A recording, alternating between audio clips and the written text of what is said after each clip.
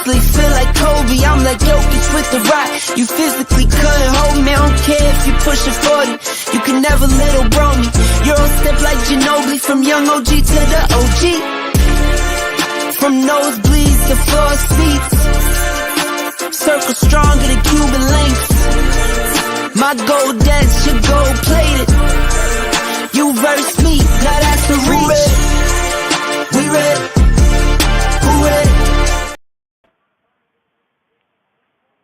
Hey, what's up, everybody? It's the One on One Sports Show. Appreciate y'all for joining us one more week.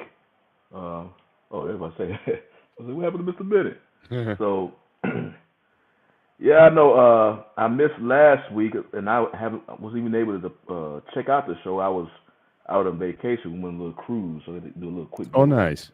Nice. Yeah, I had to do a little quick getaway. So, trying to pull up the... So, basically, I know we are in heavy now, I guess, with the NBA season. Well, just basketball, period. Whether people follow the NBA or the college basketball season, regular season is starting to wind down. I don't know if it's next week where the conference tournaments will begin. Dante said he'll be in here. He's been a little bit late. And he sent me over some topics that I thought would be pretty good to talk about. Sure. Basically, football first, and one of them, I know we spoke about it in the past, and I don't know if we ever spoke about it for a prolonged period of time, but the whole Bears quarterback situation going on up there with the whole Justin Fields, and I know during the season there were many people that believed the Bears should have kept Fields, and the whole thing about, if the Bears keep Fields in that fifth-year option, there's going to be like over $23 million they have to pay him. Right. Compared to, starting fresh with a younger QB, first overall pick, and it'd be a cheaper contract. And in this case, pretty much speaking about Caleb Williams.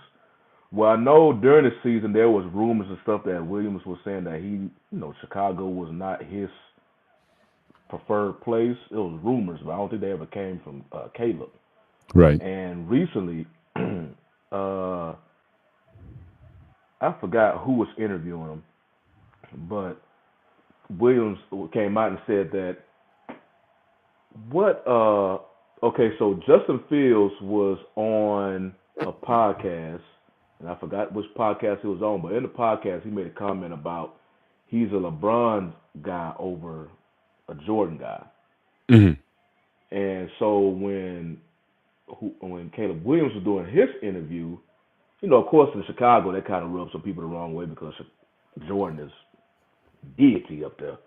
Right. So when Williams got on the podcast, he said he's more of a Jordan guy. Well, he gave him with a triple header. He's more of a Jordan guy over LeBron. He's also a Walter Payton guy. And finally, I think the sugar on top, he's a deep dish pizza guy. So how Chicago. So now the rumors now, everybody say, oh, okay, he'll be fine with coming to Chicago and all that. And it's like, Chicago, like, oh, well, I guess that'll be our first pick. Because, there's, rumors about he don't want to be there, but now it looks like he wants to be there. So, it's going to be, you pretty much know that Justin Fields is pretty much going to be on his way out anyway. Right. I think anybody who wanted Fields to stay with Chicago wasn't really looking at the bigger picture at all. They were just basically, how fans be. They think of emotions the majority of the time. And all the signs just are there from an organizational standpoint where you can start over with a more higher, I don't want to say profile, basically a higher prospect. Caleb Williams coming out of college was a higher prospect than Fields. And he's cheaper. Fields, you still don't know what you're going to get. And it may be more, related to Chicago than him. Because I believe whoever Fields go to next, as long as it's a capable organization, he will flourish. Right. You know, but cause remember, Chicago got a whole lot of baggage too, because they already went through this with all these high draft picks they passed on, and people are always reminding them they passed on potentially Patrick Mahomes. They passed on quarterbacks of the last year's draft, whether it was Young or Stroud. They passed on at one time the number 2 overall pick. They picked Mitchell Trubisky. So Right. they already have this that they fan base just keeps bringing in their face. Now they got a chance for another number overall pick with incoming quarterback who's highly profiled. They say, okay, man, we can't. We can. I think if they draft Caleb Williams and it does not work out, it'll be easier for the GM to explain that.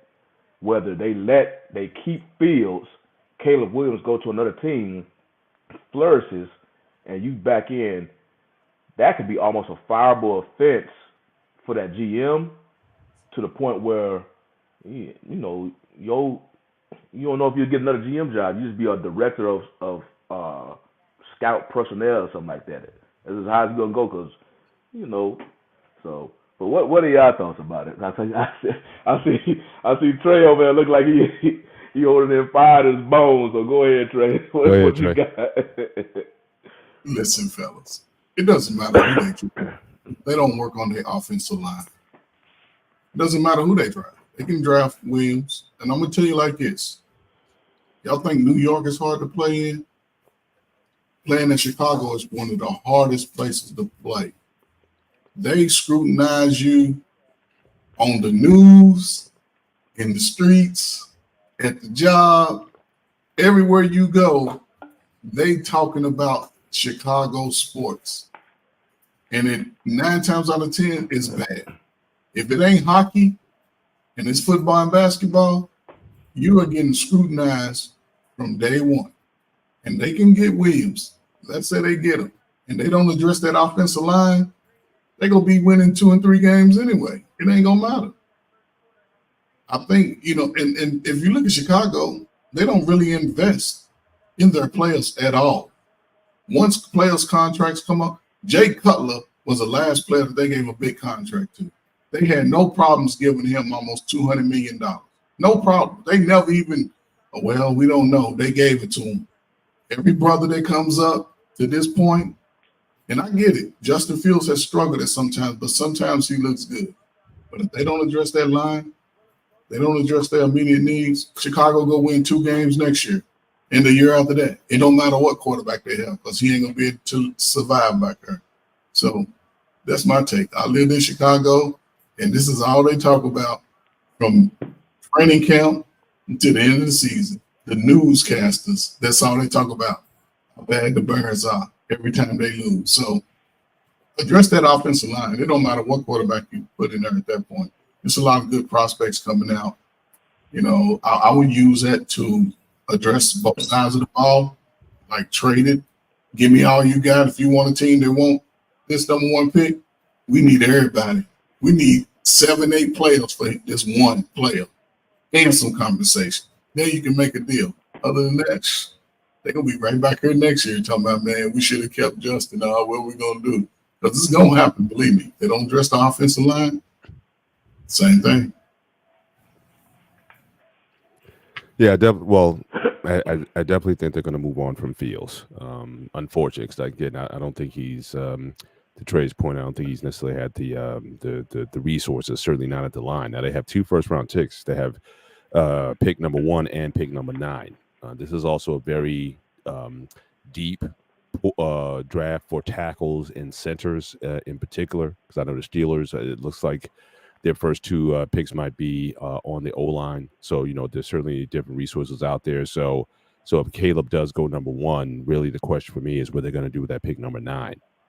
Because, again, you have a lot of O-linemen and centers in this draft. So really that's going to tell me how serious they are with wanting to change this thing around if they're going to spend that second pick, or are they going to try to go for a splash player like Marvin Harrison if he's there. I don't know if he's going to be there at 9, but I think that has to be their next step if they want to be serious about it.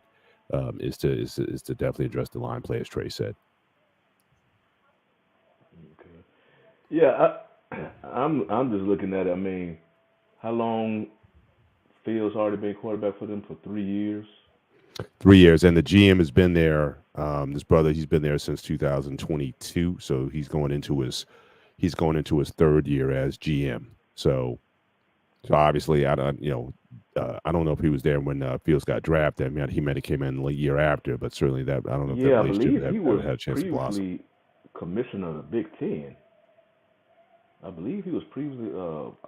I think he was. I think he was previously the commissioner of the Big Ten before he became GM of the Bears. But also, his how many offensive coordinators has he had? Well, I think he had 3. I believe he had 3. But and then last year they just basically they just damn near almost cleaned house besides the head coach.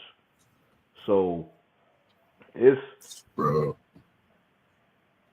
yeah, because coming into this season, people was actually believing that Fields was going to have put himself somewhere, in the MVP conversation at some point of the season. How he finished year 2. That's what I was hearing, with some Bears fans, because he did finish year 2 on the upswing. So it was like, okay, year 3 he's going to be continuing his almost how like Trevor Lawrence did last year. Trevor Lawrence did the same thing that first year after Urban Meyer, and then both of them kind of started going down their third season. So, but with Fields, even more with Lawrence, Fields just looked like he just, at one point, it just looked like he just totally regressed. His skills just regressed. And then again, and towards as the regular season went on, he plateaued and started going up a little bit. But it just looks like, man, I mean, that's like, with the Bears, they seen 3 years of that, and it was basically just mediocre quarterback play. Right. Yeah, but it's even longer than that, though. They've had 8 in the last 10 years. Since 2010, they've had 8 coordinators, offensive coordinators. Yeah, they have no stability over there. So that's a culture problem. That's not just player personnel. That's a culture. So I wouldn't blame Caleb if he was like, yeah, they're not going to be my first choice, because I think culture is important. And even though they got the new GM in there, I don't know how much of that he can clean out. But to your earlier point, 3 in the last 3 years, 8 overall. I mean, I can't see anybody want to, how Chicago could be a desired destination for anybody. That's why I believe if Fields go to everybody keep bringing up Atlanta, but if Fields goes to a team, a better organization, I think you immediately will start seeing him flourish. I think if I was Fields, I guess you want to, if I was him, I was like, okay, if y'all want to move me, that's fine. Just move it to a place that has more sense, I guess, when it comes to football decision making. And Fields' career should regain and go up. I don't think he's a fit with Chicago based on like the front office stuff, that they've been having. They just have no stability over there. And I always believe where a quarterback gets drafted, that could literally make or break his career. So with Fields, it don't look like it's working out in Chicago. Well, I believe the faster he could get out of Chicago, he could salvage and regain his career. I believe if he stays in Chicago, you basically just going to see the same thing you saw the first 3 years. Caleb Williams, it remains to be seen if he's the one they draft. If they'll get a coaching staff that's more stable with him. So it remains. But with Fields, he didn't get that. That's unfortunate for Fields. Right. So go to a new organization where they can build around you and just have stability, and it could be. Who knows? Yeah. Maybe Pittsburgh will be looking at him. Well, hey, look, we're one of the front runners. I know I heard Atlanta because he's from there, but again, you just got rid of you have a new head coach coming in, so again, you have changeover in the organization. You don't know what that situation is like. I think with the Steelers, I think they, fact that Arthur Smith is there now, I think you have they're definitely going to emphasize the running game. Like I said, in the first 3 rounds, they're going for at least 2 offensive linemen. It's more than likely a center and a tackle in the first 2 or 3 rounds. and then also a defensive back. So yeah, so that would be an ideal. The only thing is like, will the Steelers want to pick up that option? But I think it's like I think 25 mil. Like he'll be cheap against the cap this year. Like he won't cost hardly anything. But I think if they pick him up for next year, then I think it's like $23 million or something to that effect. They'd have to pick up. They'd have to eat.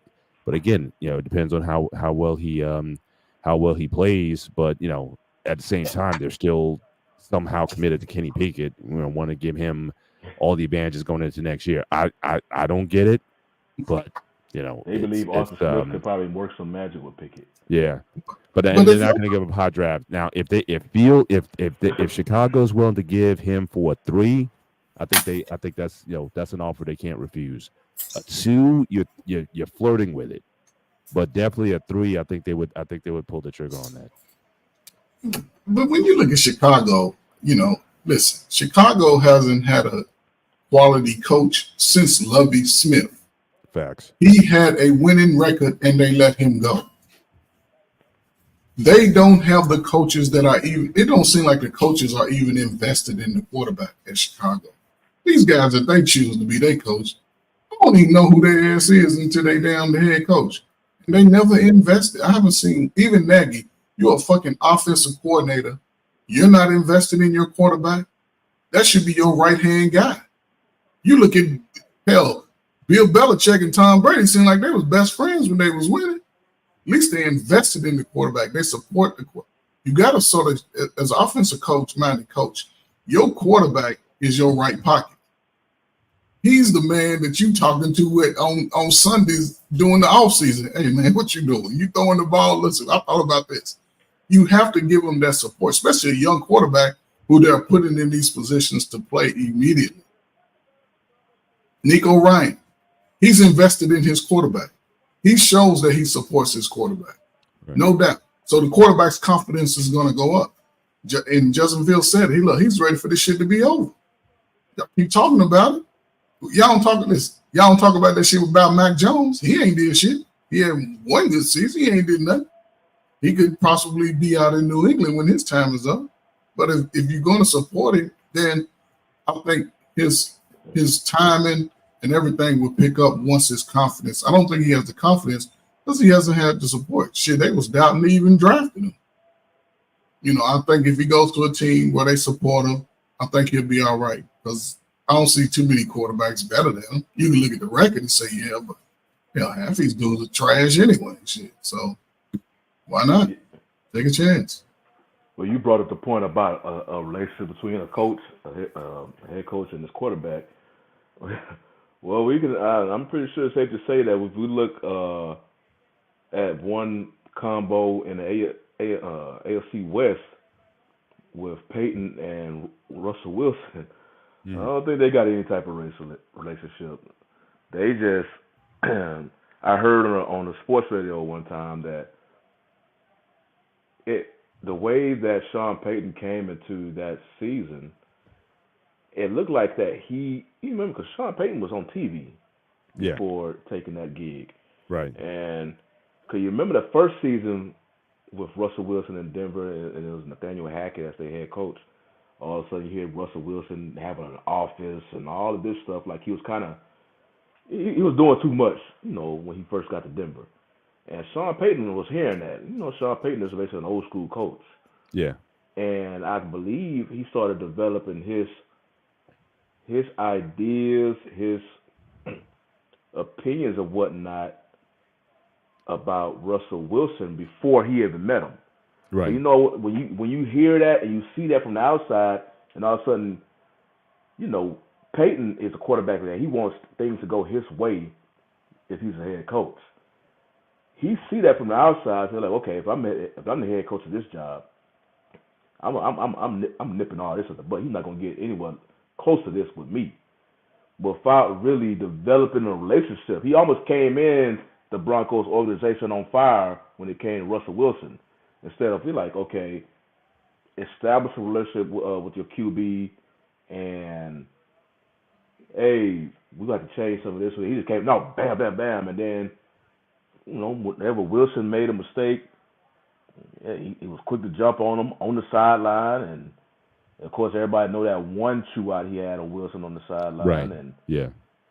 so the relationship between them two, and then of course he benched them for a quarterback, and Wilson did not play that bad last year. No. I think he probably had like 26 touchdowns and 6 interceptions or something today. I mean, I thought he had, heard that he never had a season in his career that he threw over 13 interceptions. right. So turnovers has never been his issue. Right. No, I thought I listened to his interview. He was on I Am Athlete early in the week. So I saw that, and so I thought he certainly, I think he acquitted himself well. That's another name people have rumored about that may land with the Steelers because he's willing to take vet minimum money, because I think Denver still, if they let him go, they're still going to pay him like something like 35-40 million. So he's still going to get that. So he said he'd be willing to take the vet minimum to be in another situation. So again, so that's another attractive spot. And he seems like, he's in good shape, even though I think he's like 35, 36 years old. But, I think that I thought he acquitted himself well, in that interview. So I definitely think teams will certainly be looking at him. And those people were talking about he might be out of football next year, but he could very well land in a place like Pittsburgh, so it's between him and Fields. I think Fields is like the moonshot. I think Wilson could certainly be had, and I think he certainly brings a certain leadership. That will him and Tomlin get along? At that, I'm not sure, but certainly. I think Wilson and Tomlin. I thought that interview was definitely an audition, just like these guys are in Indianapolis right now for the combine doing their interviews. I think that was like an interview to the league. They're saying I'm still that dude. If you put me in the right situation, then I think I can help you. So. I was pretty impressed by it. Only thing I see with Russell Wilson, maybe his time that he's already been in the league could play against him because he's been in the league over 10 years. Mm-hmm. But, I don't know. Pittsburgh it just seems like what the coach they have and the stability that Pittsburgh normally ride with, because they still ride with players that most teams wouldn't even deem to be starters. I think that both could thrive, because I think Mike Tomlin would give them that support needed, and he wouldn't be, on the media talking about this and talk about that goes on in the locker room. I think he's one of the better coaches that do it. Right. Plus he's from the DMV, so yeah. With Russell Wilson, I think he was being a little devilish, when he got to Denver. He wasn't. I think he didn't have his locker room with the other players. You can't establish nothing with that. I think, as a coach, you can do it. What the hell this dude think he is sitting over here? You know what I'm saying? I just think that, Russell Wilson just go out and play. And the people forget. Remember when he sort of like snapped the tendon in his finger? Finger. That takes a lot to start getting that little feeling back where you can actually throw that ball the same as you was doing, because he was a little different his first year. Soon as when he came back off that injury, to me, his balls were sort of lofty. They wasn't, hitting the target as well as they were before, even though he has a ball that seems to go up higher than most. But it was a little different. I think he'll come back with a little bit more vigor, a little bit more determination. I think he'll be all right. No matter where he goes, I think Russell Wilson, if he takes on the team concept, I think he'll be okay. Yeah, because a lot of teams. Y'all saw him shave his head, right? He done shaved off that good hair. He joined the network for a minute, so I got my eyes on him. Came in with that shaved head, so it's like rebirth. So hey, he gained some new superpowers. That's it. Now it's like Sam's. He's going to grow his hair back and then become, get his strength back, or whatever. So he's humbling himself and get himself straight. But once a player is released by one team, it makes it easier for other teams to release him. So he already been released or whatnot, or traded from Seattle. Right. Then Denver was just basically release him. Whatever they come up to, whatever agreement on the contract and whatnot. Right. Well, I think I heard Peyton say he would like to have it done by next week. Sometime soon. Yeah. Peyton want to get him out of there. Peyton want to get him out of there, man. So I'm like, damn, But I don't think if he ends up in Pittsburgh, I already know Tomlin's going to develop establish a relationship with him. I'm not worried about that. He's going to get if Tomlin agrees to have him come to Pittsburgh to be his potential QB, he's going to give him the opportunity. Yeah. And then it's going to be up to Wilson to go through with it. You know, Yeah. so that part, I don't think he's going to take the same path as Peyton did. He's going to give him a fair shot. Right. He can do all his players. And if you don't perform, then you don't perform. And he's going to be right there on the bench. Pickett will be starting again. And Pickett, I believe, is right now the starter because I think he's the only quarterback they have on the roster, I believe. I think they got Well, again, Rudolph is technically he's still there on the roster. He is looking at options outside, but no one's necessarily coming hard at him yet. So again, and that's what happened last time. He went on the market before, but no one came back. So he came back to Pittsburgh. So I think that's ultimately going to dictate that situation. But fellas, think about it. Why is it that the only players that look like us get this type of scrutiny? Rudolph hasn't even done anything since he started taking them. What I'm saying is, look at Mac Jones. Mac Jones ain't did shit. Whole time he been a starter, and they ain't said nothing about we gotta get rid of him. With Mac Jones, they signed him to a bigger contract. They signed him, and they didn't say nothing. And what did he do? He played a few games. Then they think he got hurt this year. He had the same type of performances. Giants wasn't nothing. So, I mean, I don't know. You got a Super Bowl winning quarterback. At least give him the respect. And if Denver's going to let him go and walk with $35 million, then he can still go sign with somebody else. I don't know. If I was him, I wouldn't worry. He's going to be all right wherever he goes, to me. Yeah. I don't know. It's just my opinion. I don't know. It's a whole lot of quarterbacks that are not as good as Russell Wilson, and you don't hear nothing. I believe Russell Wilson, he should be you can't name me 31 starting quarterbacks that's better than Wilson right now. Oh, you can't name me half that. 10, only about 10. 10, I might, maybe, but definitely top 15, definitely top half of the league. 10, you might be at the bottom 10. I'd have to give it some thought, but he's 15. You put 10 in front of him. Definitely top 15. Yeah, top 10. I'd have to look at that a little easier. What's going on, Dante? What's going on, fellas? How y'all doing? Doing all right. Good to see you. No, we were just talking about the relationship between Sean Payton and Russell Wilson, or lack thereof, and basically Wilson pretty much got his name already out the door. He's saying he wouldn't mind staying in Denver, but Sean Payton not going to have any of that. He want him gone. So we were just trying to see what potential place will be a good landing spot for Wilson. And I believe I was saying that there's not 31 other starting quarterbacks better than Wilson. So unless a team, there's teams that already have their quarterbacks.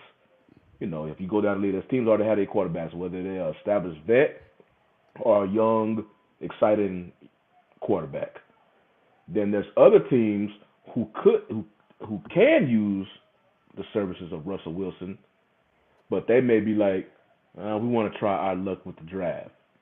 They just want to start fresh, because Russell Wilson now is basically going to be looking like, he damn near a bridge quarterback. Yeah, he almost. He may not there yet, but he's damn near. And but I still think there's some teams out there that can use his services, especially if a team is looking to win now. Like we was talking about, Pittsburgh is one of them. I think the Jets could potentially be, but it's Aaron Rodgers, so scratch them off. I'm trying to think. I'm just putting this out there, but it's never going to happen because they already have a quarterback. But a franchise like Dallas, because they ready to win now, if they swap with Dak. But there you probably swapping one. But Dak for Russell for Wilson. Well, I'm just missing teams that's out there that, because it's conversations down here with Cowboys is Dak and his contract. Because him and his agent, I forgot his agent's name, but he did a hell of a job negotiating his last contract. So basically, the Cowboys' hands are tied. They can't trade him because he has a no-trade clause. They can't release him because it's going to be like a $50+ million dead cap hit and whatnot. Right. Then so he's going to get that 60 that he looking for from them. So it depends if they. I really don't know how they can, if the sides can split. But if you swap them, you basically probably trade one problem with another problem. So I was just trying to think of a franchise that is ready to win now that Wilson can provide his services to, because Well, again, It would take somebody that's desperate, somebody that hasn't been winning. And I honestly, I'm with you, Johnny. As big as the cap hit is and the financials, if you could find a team that needs a quarterback and wants to win, but also realizes with his age and with the fact that he hasn't set the world on fire the last few years, I would get a guy and go back to the sit 'em theory. I would find a guy that was just like, look, maybe you didn't get the most snaps in college, or maybe you did get a good amount, but you still going to be behind an established vet, and there's nothing wrong with you sitting. Like I've heard people say, even though he won the Heisman Trophy, I mean, he did come from not the best program in Arizona State with Jaden Daniels. Then went to LSU and had 2 years, but it was, as a guy, some people feel like should sit and wait a little bit. I know for a fact teams that floated out there, Caleb Williams, he might need to sit just because he got 3 years, but only 2 full years as a starter. Then what you mentioned, Dante Russell, that's making Wilson a bridge QB. He's a bridge QB. You just don't want to say it because of the salary and what you've seen, but most bridge QBs were really good at one point, and then it's just like not so much anymore. And at this point, it's easy to release it. And at this point, it's kind of like this. You might have to be successful with him, you might have to go back to what he was in the beginning of the Seattle days. But sometimes it happens when your quarterback gets older and it's like, yeah, I can't do it like I used to, just like a basketball player. I need extra. Like somebody said this about interesting thing about KD. They was like, hey man, look how old he is. Yeah, he want to play with other guys because he's old. He can't carry that load like that anymore. So Russell Wilson, you might have to be like, hey, let's get this running game. Let's get this. Only problem is, hey, bro, you make this big bag, so you make that harder to do. So, go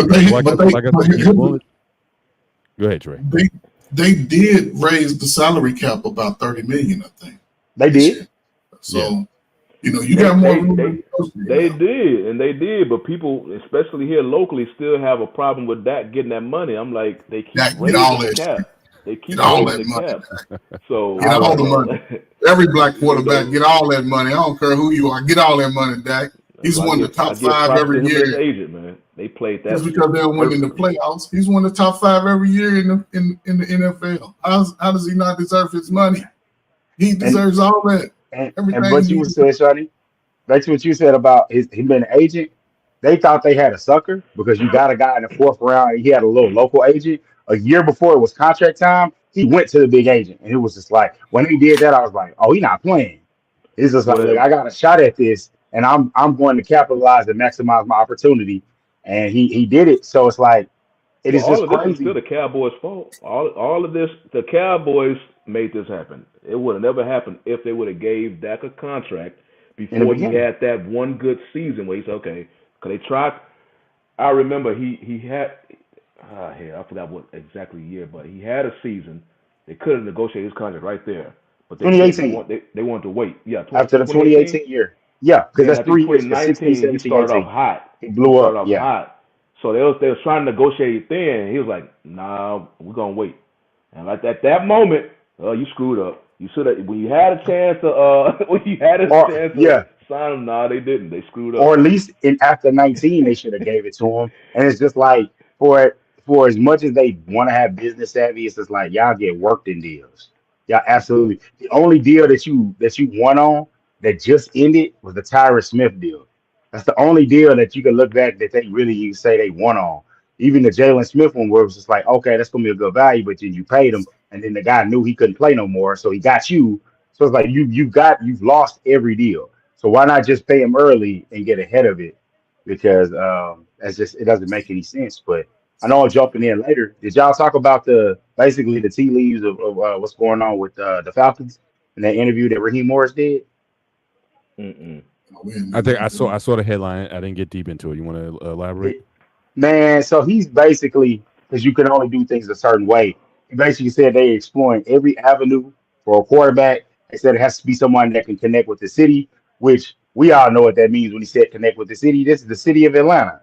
So, if you get a quarterback that it can ignite that place like a Vic did, not saying you're anybody's Michael Vick, but if you can come in and take that mantle and come in and do things and be involved in the community, and you obviously have a skill set and you still have to win. And also, he basically, long story short, he basically said that if they had better quarterback play, he wouldn't have the job. And I said, oh my gosh. He's making it clearly known that, hey, we're looking for a quarterback. And I think it's smart if they go after Fields, because you can look at what he was, describing. If they go after a guy like Fields with the offensive weapons they have, then you can use your first round pick instead of, oh, we got to, get a quarterback that we're going to get the third guy, because I think they're picking in the top 10, but maybe like eight. That's not going to, those top guys are going to be there, and then you have to mortgage your future to sell all those picks. Why not take a second day pick and go after a Fields? Like, I think that's not a bad option, because it looks like the Bears, they kind of, it seems like they're like, hey, they're kind of tipping their hand that, yeah, they're gonna go ahead and take probably Caleb Williams or Drake May. You never know. They could be like, hey, they could be a Drake May type of I team. don't Who really know knows? nothing about Drake, man. Yeah, man, I didn't get enough. To be honest, you know how NFL has where you can watch the games and everything like that. You can, buy those packages. I don't really know of anything like that for college football to like watch guys. And then it's like every time I hear about people that scout guys, they're watching maybe TV copies, or maybe they have a connection with college and they watch it. I would love to have one and just kind of watch it a little bit, just to kind of see. So that should be able to get fit. I would say, yeah, you always shoot lower, okay? But yeah, I would say definitely you could get them for a second rounder. I would say that the Bears should be happy with that, because I know they're gonna want another a top end pick just to help build their team and help with their plan. But I know I would offer him, it's the two is the max I would offer him. I would even try to do it conditionally, because it's like, look, you're clearly gonna get another guy, so you don't have the most leverage in the world, even though it is a quarterback. That makes sense. I trade the number one pick if I was Chicago. I'll go get 8 players for the number one pick. Who's gonna give me 8? 6? Give me 6 and some money, and we can world. That's all I'm saying. Trey, I'm with you, but as the more it goes on and the more I think about it, especially for Ryan Poles as the GM, if you pass on this guy and he's really good, I don't even know if you're gonna be able to get a cup of coffee. I don't think you're gonna be able to be an errand boy for a front office again. Like, that's Hey, gonna be like, this is the guy that passed on him. Dante, wasn't Ryan Poles, was he the former commissioner of Big Ten? I gotta look that up, because it's I don't his think name. so. I just I don't looked him. think I that's just looked him. him up. I didn't see that he was Big Ten. Oh, okay. I didn't look at his bio. There was one GM that used to be. Oh, he was the executive director of player personnel with the Chiefs, and he did a pretty decent job of building that squad. So he's a new GM, so it's remained to be all that turnover was the previous GM tenure with the Bears. Only thing that happened last year, because I don't know how the coaches staff, they just kept letting themselves in trouble. It wasn't football related neither. They was off the field, like, I don't know what the hell they had going on in their personal lives. But that's why they was having all these turnover. So it wasn't football related. But yeah, I think Mr. Bennett brought up you brought up one point about the combine, and that was one story Dante brought up earlier to me. Sort of I guess you could say former Ohio State receiver Marvin Harrison Jr. Yeah. So Dante, you were saying to me that he opted out of the combine. Mhm. He does not want to do a pro day, and he Yeah. has no agent. Yeah, Like, how the he's hell he going gonna on. get his name out to the Well, teams? They're not putting nothing on. and Well, I that's guess the thing. yeah. If you play for, he played for a big national program in Ohio State. He has a famous father, so you can't say that he doesn't have any insight about the game. And then basically at this point, if you bring in a contract lawyer and everything's slotted, he really only needs somebody for marketing. If you look at it at that point, the only other problem is by the time he gets to that second contract, at some point, either the first contract or the second, I do think it's good to have an agent just to kind of help guide you through it. But he's a guy that I got somebody that can help guide me through it. And it's not well, it seems so long. It seems like not that long to us, but you know you're getting older. It's like, dang, Marvin Harrison already has a son in the NFL. Right. So it's just like, I mean, he was drafted in '96. So so it's like, yeah, he can help guide him through the process. It's just that if you've done as much as he's done, he was talked about as being draftable as a sophomore. So when you get to that point, I'm not mad at those guys not doing that and doing the rigmarole and hey, we got to go and do this and we got to do that. If you can, you know, sit it out and everybody else can go because if you want to know if it's his speed, pretty sure they timed him at Ohio State and they can tell you they you know as big as the school that is, they can tell you, hey, but what does he run legitimately? And they can tell him, hey. And then you've seen him on tape because basically, like we said, we love the combine, but all you need, you know, it's work for them. All it is confirm if he goes and runs in a 4.4, it's like, yeah, I can see that. Just like we said, Amari Cooper, it's like, you know, it's a guy that you don't think of as a burner, but he gets out there, it's like, damn, and like you don't really catch him, and he gets away. So I don't have a problem with it. And then, and like somebody mentioned this, and I know this is Trey Ferguson right up your alley with NIL. It's like, hey, I'm already sitting on some money, so what if I fall a few slots? Yeah. I'm good. I don't have to do this stuff I don't want to. You still gonna want me. I'm still gonna go and do my official visit at your facility for the teams that I know are gonna give me. And it's kind of a little bit like Deion Sanders did. Team called them, they was like, "Where you drafting? Fifth? Oh no, you picked too low. I'm not even gonna meet with you. Why am I meeting with you? I'm not going that low." It's almost that theory where it's like, why be here with these 31 teams and only one's gonna pick me and they're in the top. I think he's going the lowest is fifth. And that's just probably quarterbacks that'll be the first three, so it may go fourth. Yeah, you like I said. I think I said last time. Combine usually, if you're in that sort of that low middle tier, low first round, or going into the second round, I think you can certainly change your stock your stock and hopefully improve it by going into it. It's not for the elites. The guys who are already like these are the guys who sat out the senior. They didn't play in the Senior Bowl. They didn't even play a lot of these guys. They didn't even play in their championship games or bowl games when they were still in college. So, and I think that's going to be a trend that's going to continue, especially with the NIL money. So, I think for those guys, yeah, if you're projected to be a top 10 pick, then I could definitely see a lot more of those guys sitting it out the whole process. They even had they may have a pro day, but if that, I can't see them really doing too much. So look, you can look at my film and then you make a decision from there. I got a prime example of a guy that he went to UTSA, which is a part of the UT system, and they play some good football. He's a guy from my hometown, Tariq Woolen. He went to the combine, 6'4", 205. He went and ran a 4.26. So that's where you go in. And when I heard him, I was like, oh, he's from the crib. I was like, he's running like that. And now he's gone and been a Pro Bowl player. And that's where that's the perfect example. I wanted him bad because I think he went like in the fourth round, I think. Fifth. He went in the fifth round, 10th overall. He was there to be had. I saw those numbers. Then I saw on one of the draft talk shows they were talking about him. The only thing is the fact that I think he did play for a relatively small school, and I guess didn't have as much exposure. But he's definitely playing with Seattle. But I do my man Najee, both Najee and my other quarterback. I think they kind of face planted him or whatever. But you can't teach that size nor speed. Yeah, because it's hard. Normally, you don't see the 6'4" corner being fluid. Because I know back in the day, it was just like that's how it was going to automatically put him at safety. But the way guys are freakish now and can quick twitch, you can do that now. You can do it. You have to be big and fit. I mean, Joey Porter Jr. with the Steelers, he's 6'3".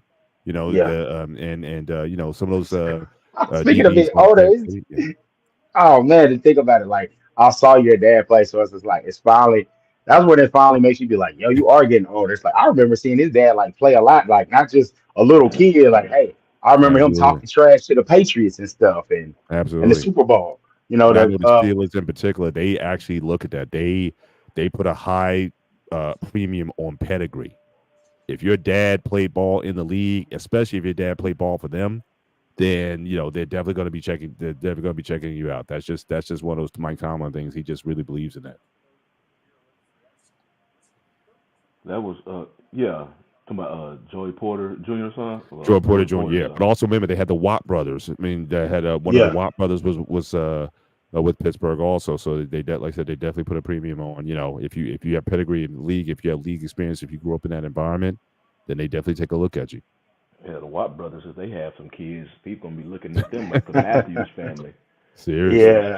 Two of them, and the other one, he just decided to play fullback, which is a position that don't get any attention.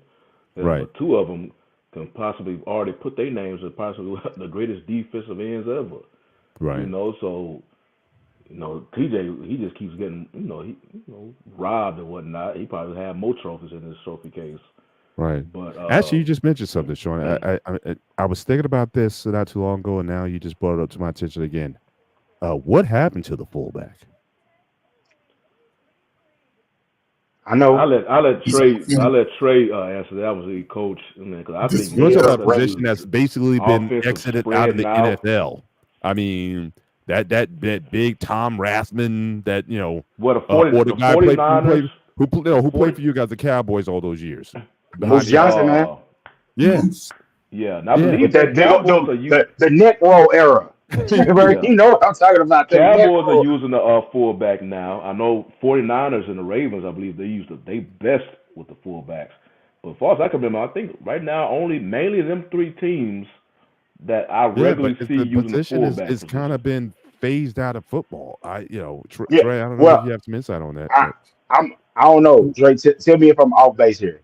If you talk about a fullback, like sometimes when teams do this, it frustrates me because it's kind of like if you want to run the ball in a situation and you come in and you say, okay, let me get my big tight ends because all he does is block. My third tight end, all he does is block. Maybe got a little athleticism. You bring in somebody to come in and be like a fullback, and you're telling the team you're going to run. The best thing to do is run a play action, just dump it. But when you do it and you run it, and they get their big guys, or we get our big guys, more than likely you're going to have a real tough time getting there because you're giving your keys away.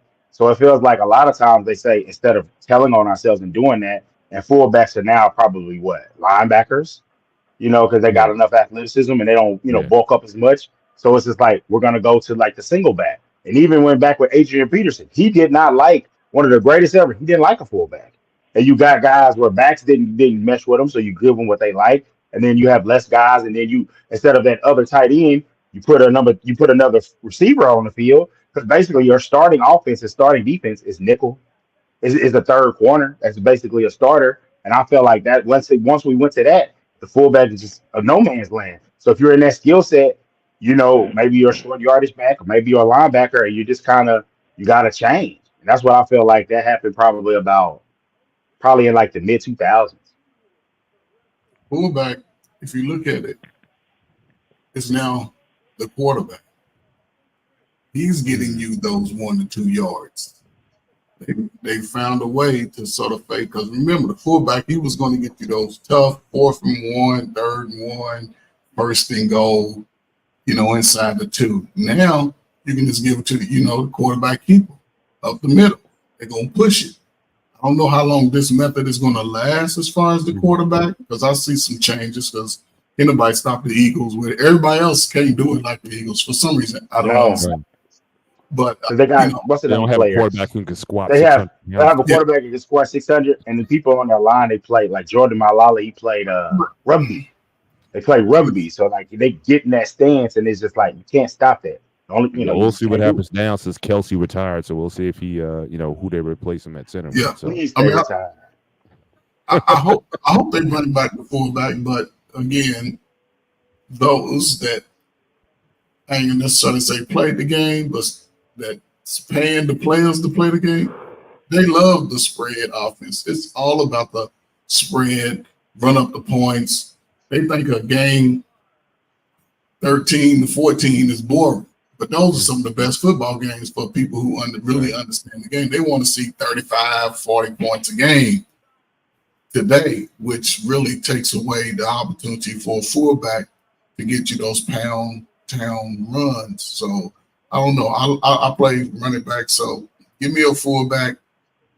Don't take me a fullback out, but sometimes you need that 240, somebody that can get you those tough 2 yards, then jeopardizing your running back or your quarterback out there, because most of those guys today are not built for that. Derrick Henry, he's one of the last few that can take that. But even him, he ain't doing too many things up running up the middle. He's off tackle, Right. So I don't know. We'll see what the fullback's future holds. I see Tommy B, he mentioned spread offense.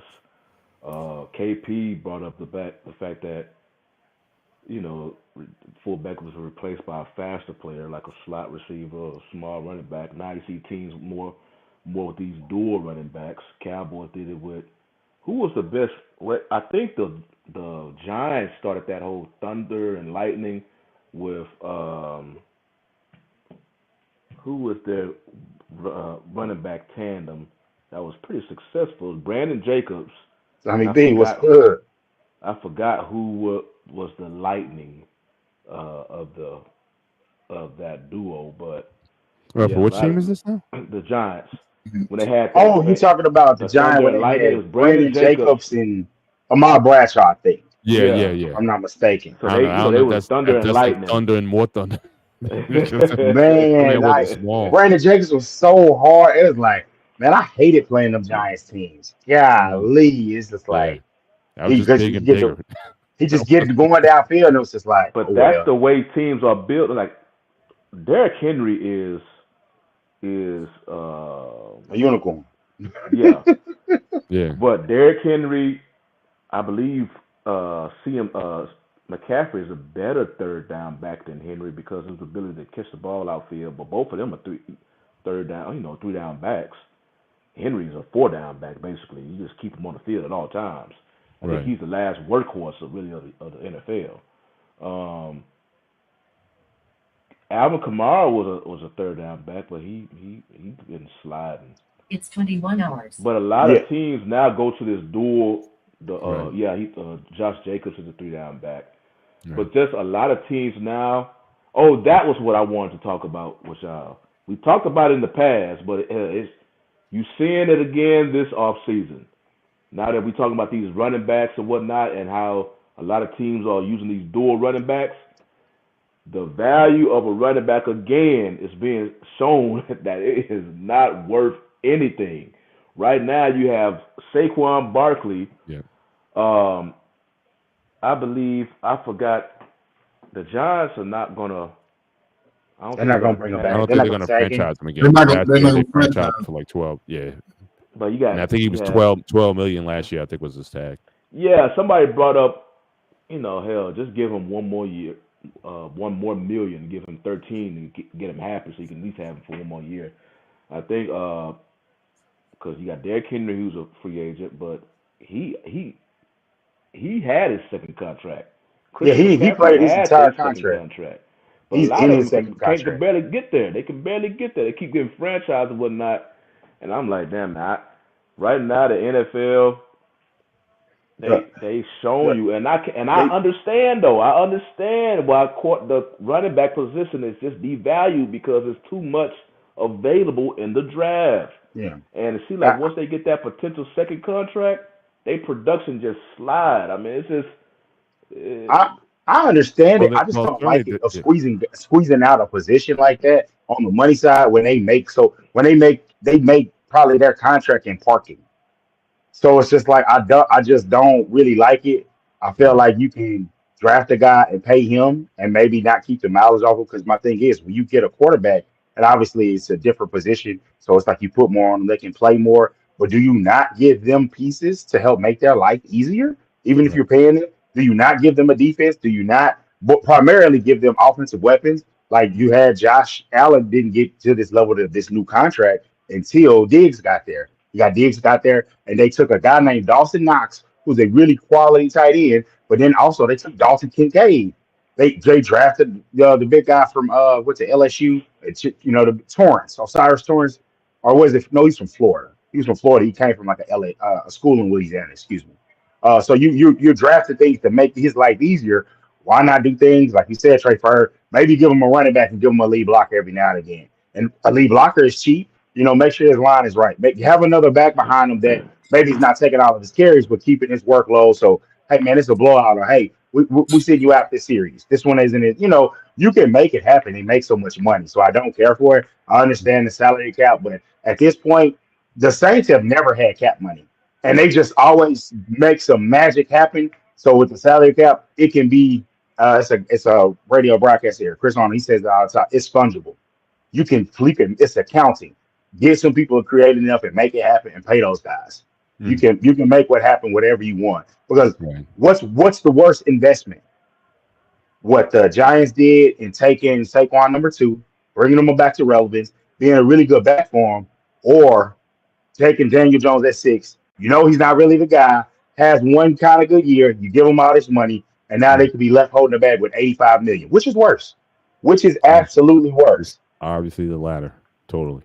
And it's so Sonny, I feel you on playing it both ways, and I know it would be cool if the Cowboys went after Saquon Barkley, but I know after they paid Zeke, I think his dead money still might be there, and after they paid Tony Pollard and franchised him, even though it was only $10 million, I don't think they're going to get into the running back waters of paying big money anymore.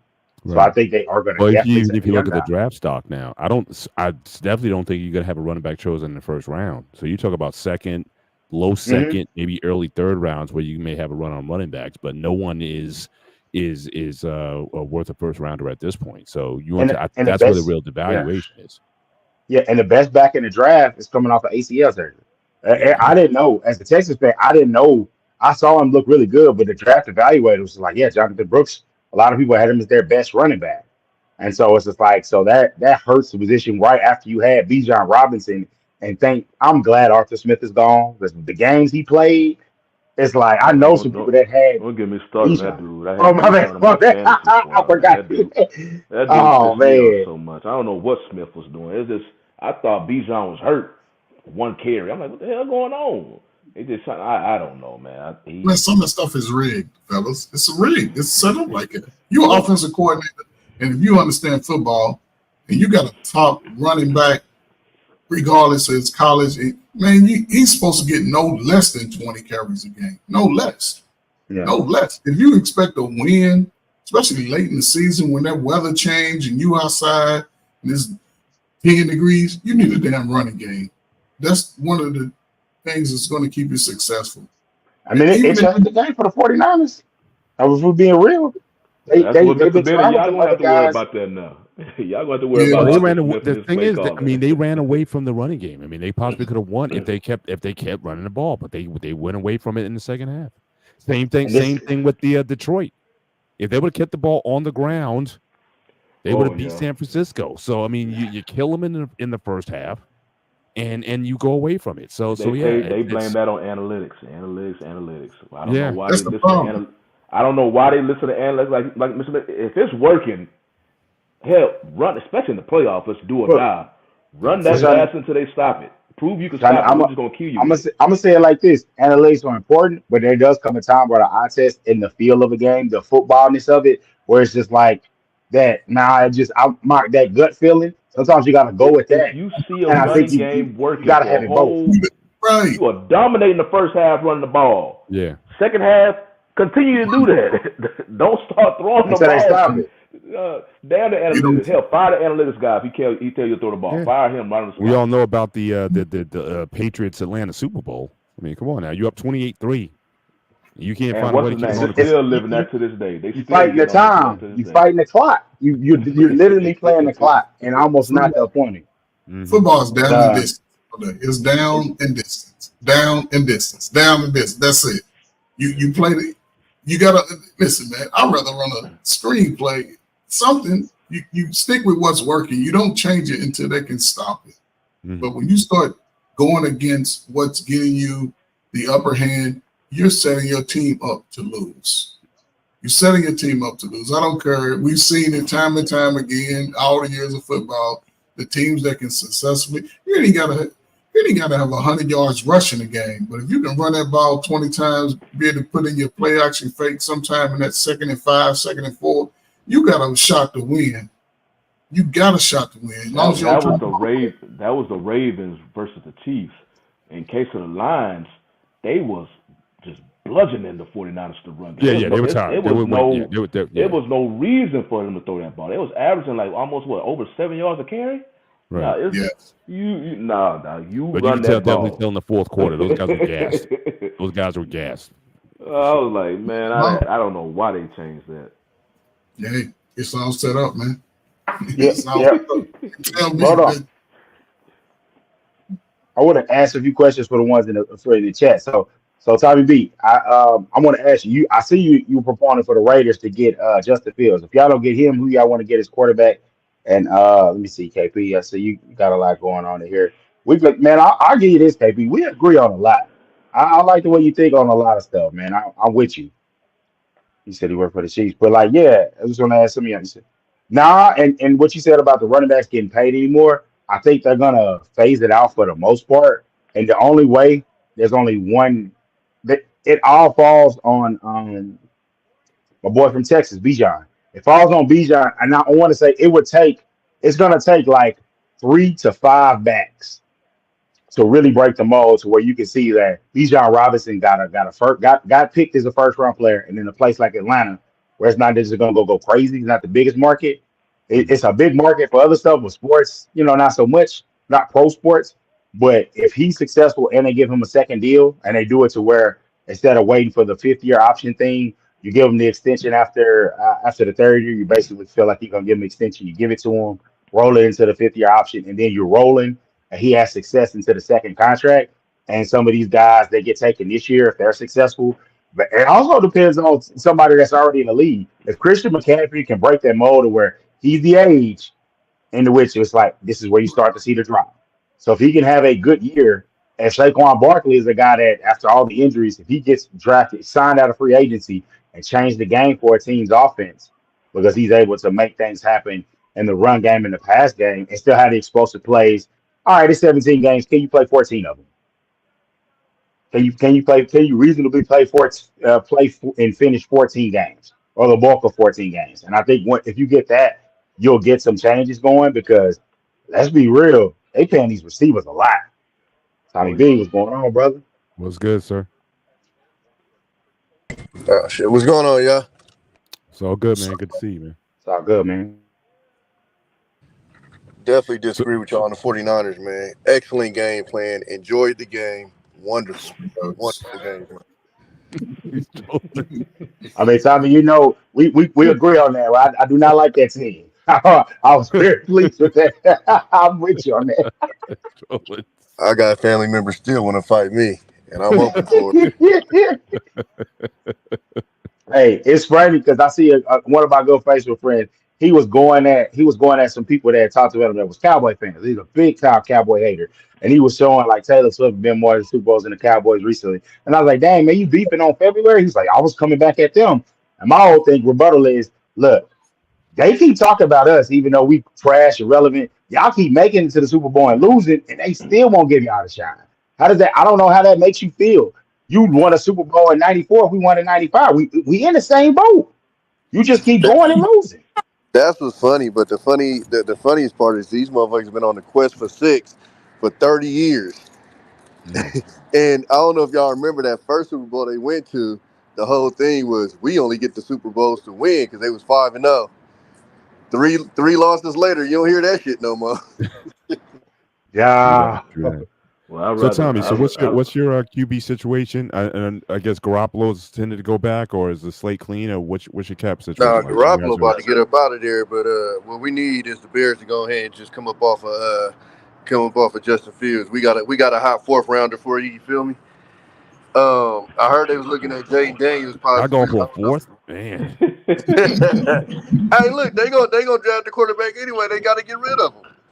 I understand, but I don't think that I don't think they're gonna. I said 3rd round. Now, if it's 3rd round, I think the Steelers might be in play for that one. But man, my boy, he ain't trying to get my boy Max Crosby the ball. I'm like, nah, man, we already let y'all get Khalil, man. We ain't going down that aisle no more.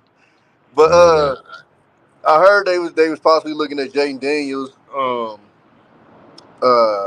If he's available, I'm not sure if he will be. I mean, if they were going after him, now they would have to make a trade to go up or whatever. But I mean, Aaron O'Connell did, I think, as best as he could, but I don't think anybody's expecting him to be a franchise quarterback. So, I guess we'll see how it go. I'm not exactly sure how the card's going to fall. I've been seeing, as far as with the draft, consistently, I've been seeing a offensive lineman with the first round pick, so a tackle. Mhm. I've also heard possibly Kirk Cousins because he's out there. I just saw about Josh Jacobs that they're gonna be trying to do a contract with him. They're not gonna franchise him, but they definitely gonna try to re-sign him. We'll see how that goes. But if we don't, we still got Zamirs. So it's not gonna be a total loss. But I fuck with Josh. But I don't know. It'd be interesting to see. The defense looked really good after AP took over. So if we get a decent defensive tackle, that'd be nice. I think that's probably maybe one more pass rusher, and I think we're pretty solid on defense. Right. The corners What about play Russ? pretty well. What about Russell? What about Wilson? Would you take if he, Oh my God, if he bro! was going to come in for vet minimum? He like you say, y'all not too much different from us. So again, if he's willing to come in, he's going to get paid from Denver regardless. He's going to get like 40, 45 million from Denver. Comes in, takes that vet minimum. Would you ride for him for 2 years until you find somebody? It's kind of like one of those things. Like if you don't have a choice, I guess. I wouldn't cry about it because it ain't like Sierra would love it. Sierra in Vegas. Oh yeah. They would love it up there. Yeah. I just man, it's just like looking at Rush the last couple of years, man. It's just hard. You know what I'm saying? Just he's had a hard past couple of years. So, but I'm not gonna lie to you. Last year, I kind of don't count because I think Sean Payton was on bullshit. Like I don't even he's lucky he was dealing with Russell Wilson, not somebody else, because I'd have beat his ass. For sure. Like straight up, the way he was coming at him, it has just been hands. Right. Tom, I mentioned that in the beginning of the show because Peyton was in the media before getting the Denver gig, and that first year with Russell in Denver garners a whole lot of negative attention for Russell Wilson, and I stated that I believe Peyton heard that, he saw that, and in his mind, if he ever became the coach of the Denver Broncos, he's going to check all of that. He's just going to come in all that. He came in basically with a chip on his shoulder against Russell Wilson instead of establishing that relationship that a head coach and a quarterback are supposed to have. So he came in with an agenda trying to deprogram everything he heard of Russell Wilson in his short tenure with Denver. And I believe if Wilson goes to a team like the Raiders, even though Antonio Pierce has only been an interim coach for the Raiders, and this is his first head coach with the title, he is still respected as a leader of men.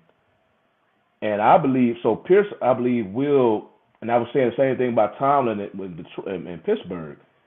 If he gets Wilson, he's going to do it the right way, establish a connection with his quarterback to let Wilson feel comfortable, and then just go from there. It just always looked like Wilson had to climb up a hill because he wasn't playing that bad last year. But I know Sean Payton could be a hard coach to play for. He's very hard on his quarterbacks.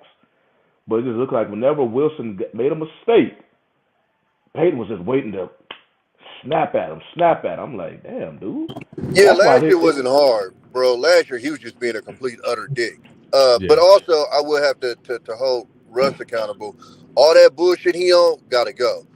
My own office shit, you don't even fucking connect. Like, when you got a player like Beast Mode, who is respected and regarded around the league as a teammate, pretty much say, yeah, I ain't really fuck with blood. Like, you's a sucker. Like, you on sucker time. Straight the fuck up. You know what I'm saying? And Beast Mode is the type, where we from, we don't really hold our tongue. So when he said it, I believed everything he said because, like he said, that stuck up, I'm a quarterback shit.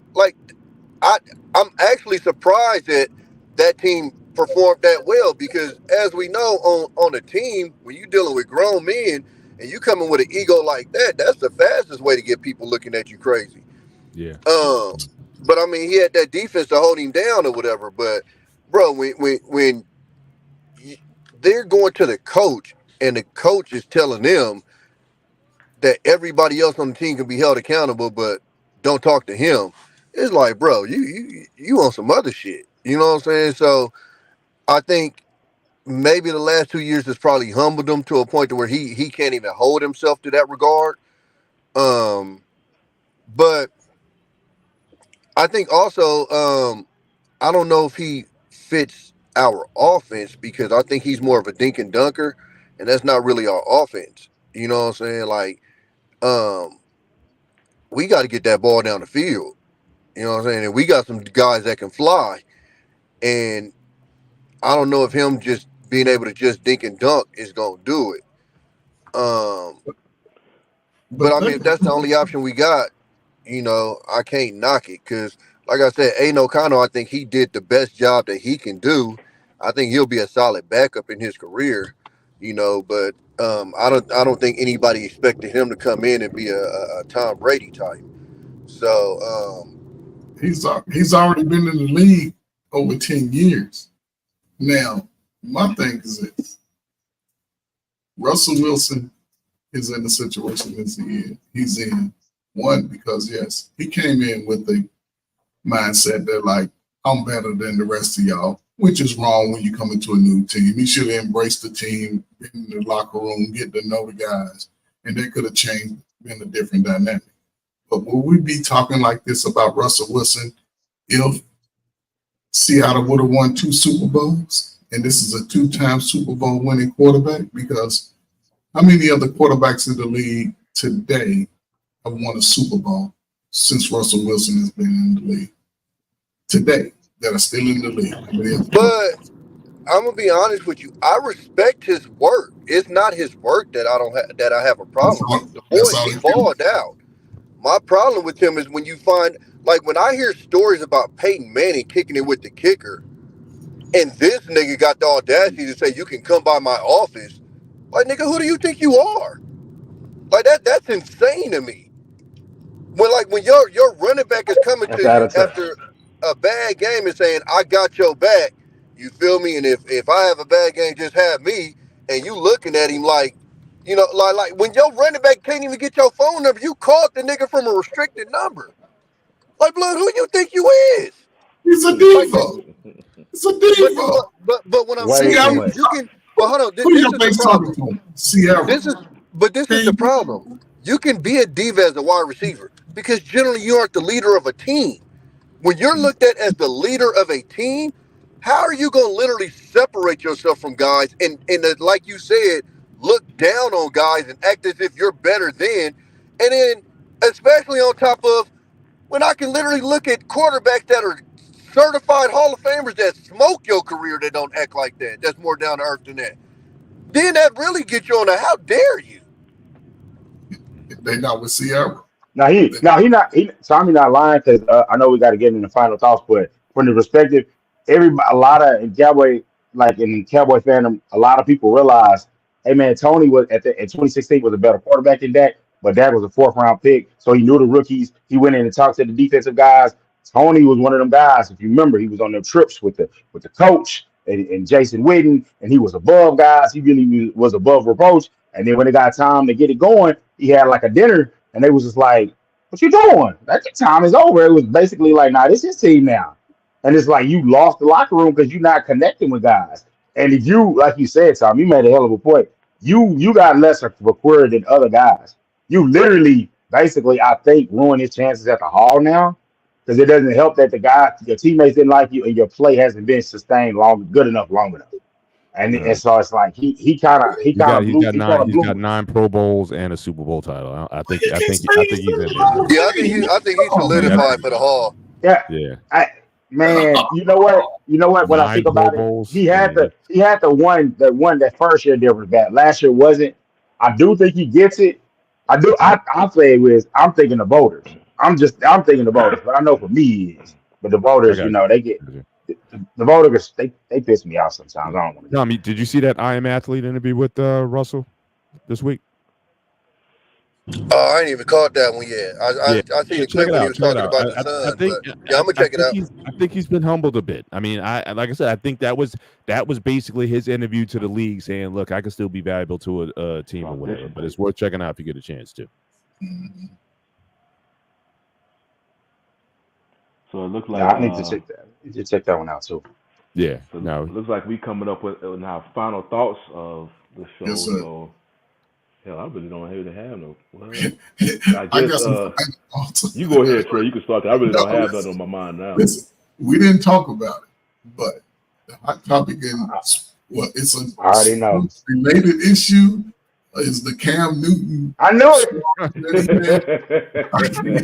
You know what we I'm should saying? lead. Actually, that should be. We should lead with that next. Yeah, We should lead with that next. I'm just saying. So yeah, let's leave that out we there. could if we could show the footage of that, hell, that would be Yeah. even better. I'll say this: every brother out there that's up for a contract extension, I hope you get all the money you deserve, brothers. Because if that was me and my sons, hell, I'd be fighting for you to get all them crumbs. So get all that money. My thing is continue to just work and be better as a football player. Connect with your teammates because they the ones that's gonna play for you. And everything else, man, just leave it on the table, man. Stay out of the YouTube street. Stop listening to us as criticizers and all that. Just play the game to the best of your ability, and hopefully you can get your money. They did raise the salary cap $30 million, so it's now room for a lot of people to start getting that money. If you a guy that wants to play football, don't fucking play running back. Everybody that's running back, switch your position, do something, because if they're going to devalue the running back, it's just going to be a passing league. So learn how to catch if you can't catch. Learn how to throw if you can throw, block, whatever. But running back, they're going to start filling receivers in to play running back, which means I already start seeing. So everybody get their money. Shout out to Mississippi State, Dak Prescott, get all your damn money. I'm with you. If you need an agent, Marvin Harrison Jr., I'm here. I can be your agent. We're going to get that money, and we're going to rock out. Yeah, you got to relax, Trey Ferg, man. My running back up for a contract, man. We can't be breaking the bank on him, big dog. Tommy's trying to get deals. I'm like, they're trying to get You deals. feel me? He's talking about I want everybody to get their money, man. We trying to get this running back situation together, man. Come on, help me out. So Tommy was the dude in franchise mode. I had a boy like that. He out there giving them we used to call them the rapper lock contracts, man. And them they used to be offering teams them terrible deals and getting rejected. Tommy was trying to get the all-star for a second round pick. Oh man. I'm with Mr. Biddy. You got anything before we cut out of here, man? Yeah. So again, Combine for real starts tomorrow. Starts tomorrow morning. I mean, actually in the afternoon. I think this is the first time they're doing it. It's like 3 p.m. this afternoon. Most of the time Saturday at 1, but tomorrow is defensive linemen and linebackers. Definitely I'll be checking that out. And just upcoming on the fight card again next week, next Saturday, you have Anthony Joshua fighting Francis Ngannou. It should be, Joshua's to win, but Ngannou, he's a fighter. So, anything can happen. And again, Anthony Joshua really doesn't have a chin. So if he gets caught, he can get got. So, so that's something I'm going to be following. And, when I see that fight, I'll definitely report on it when we get back. But definitely next week, yeah, we should definitely talk about the Cam Newton situation and just, just that kind of situation overall, because that was totally ridiculous. Yeah, now that y'all brought up that Cam Newton, I had some thoughts about that, but yeah, we talk about that next week because it's more like on the troubling side of it. But yeah, because I want to see I know Cam on his show is going to talk about it. So by that time, we'll have what happened. The guy that was involved with it, he already spoke about it immediately, and then Cam will have it. So it'll be good to kind of recap that, and rehash on that. So. Scary thing was he wasn't even trying that hard. And some footage. You imagine Cam was angry though? The Cam was angry. Some footage is out there. Well, I guess I have my final thoughts. I didn't have them, but my final thoughts, I guess, I just see what Andre posted about. I guess he was saying that I don't think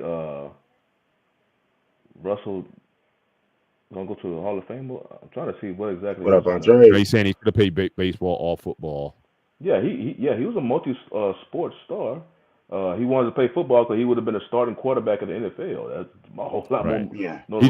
He's basically saying he's definitely a bona fide Hall of Famer for real. So, I would certainly agree with his that. Seattle days, yes, that's when the whole let Russ cook days. That's when he was airing it out. I know Tommy was mentioning that he looked like he may be a dink and dunk, but I think if you put him in the offense with air it out, Russell can do that. That's what he was doing in Seattle. That was the let Russ cook days, and I think Denver is just different. That whole situation in Denver, it just, I don't know. I mean, he played with Nathaniel Hackett, and I approve between Nathaniel Hackett and Matt Canada. I don't even know which OC you'd rather have as far as person calling your play calls. I mean, it's just I mean, I'm not no NFL coach, so I can't speak up for but just comparing to their contemporaries, those, I don't know. So, but yeah, I think I got a Hall of Fame for Russ. He has the stats, but it's clearly all with Seattle. And like I mentioned, if he's going to get released by Denver. He already got traded for Seattle. Once a team releases you, it's going to make it easier for another team to release you. And if he keeps going down that path where he gets released and he's not performing like he did in Seattle, I think that can ultimately push him out the whole Hall of Fame reality. Because unless you just gonna solely look at his Seattle days, it's gonna be the Seattle days. Looking at everything afterwards. Been to two Super Bowls, won a Super Bowl, and his winning record overall. I got one even better than that they like to do to prop it up. He was Walter Payton Man of the Year. And they really want that to mean something. If you notice, the last couple ones that have been winning, I want to say minus with Dak winning, but the guys in their career that you want to put on that platform, Calais Campbell's going to get in the Hall, all-decade team, I believe, and he got one. And now Russ with the Super Bowl and the 10 good years of good play. I want to say over 330 touchdown passes. Touchdown to interception ratio is good. So the numbers are better. We're looking at it's all about his Seattle, and I'm saying it's all about Seattle years. Yes, he could be a Hall of Famer, but if he keeps going down his path now with every other team that has long, and he may want to continue to play, and every other stop, he's just going down. I think that also have an influence. Because now, you need to stop it. Right now, we still remember you from your Seattle days, but you keep going down these stairs. Yeah, we're gonna be remembering you from your latter days, But we could definitely get into Cam. I don't think it works the same in football. I think baseball, I think that can hurt you if playing too long because your stats, your RBI, your batting average, all that stuff kind of goes down, and people take a look at that. Your cumulative. But I think the fact that he's got what we just talked about there, I don't think that can be taken away from him. Yeah, 26. If he has another like 26-8 again, where he had it, and they win more games, I think that'll put him right back in track. But I'm with y'all guys. I think the Raiders are a playoff team with him. So, Tommy, I don't know what you think about that, but I can see that they can flip. They could be certainly a 10-7 or better with him there. Yeah, I think we literally was a quarterback away last year. I mean, even when AP took over, a lot of the games we lost was just literally because of how limited O'Connell was at quarterback. And again, he's a rookie. He was kind of thrown to the fire because Jimmy Garoppolo punk ass. But anyways, so you know what I'm saying? I agree with you. It definitely could happen. Like I said, if that defense keep up that intensity that he had them playing at, I mean, a lot of people don't even know we had the number one defense after AP took over.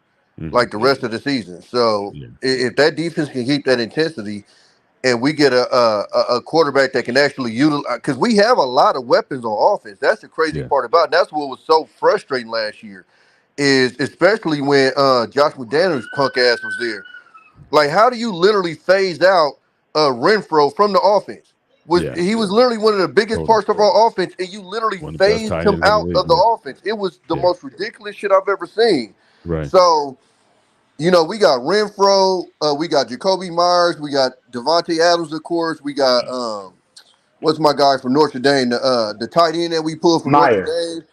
I mean, we literally got weapons at every single spot. We just need somebody that can utilize them, and we'll be a very dangerous team. I mean, we're the last team that beat Kansas City. So.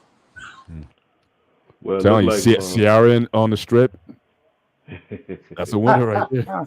Yeah, I think Doc- she That'd be like either had or the had a residency. that'd be out like there. the singer from Kansas City. That'll be that effect. The Vegas will make it like another $100 million when they're she's. Well, unfortunately, Dog Sage, we run out of time for the show. But I see your question about you had a question about baseball. I would love to get to it. So Most definitely. if you can bring it back to us early next week, and we'll definitely get back to it. So we already hitting overtime on this particular show, so we're about to get ready to jump on out of here. So I guess, fellas, until next week, peace. Take care, guys. Have a good one. Subscribe now.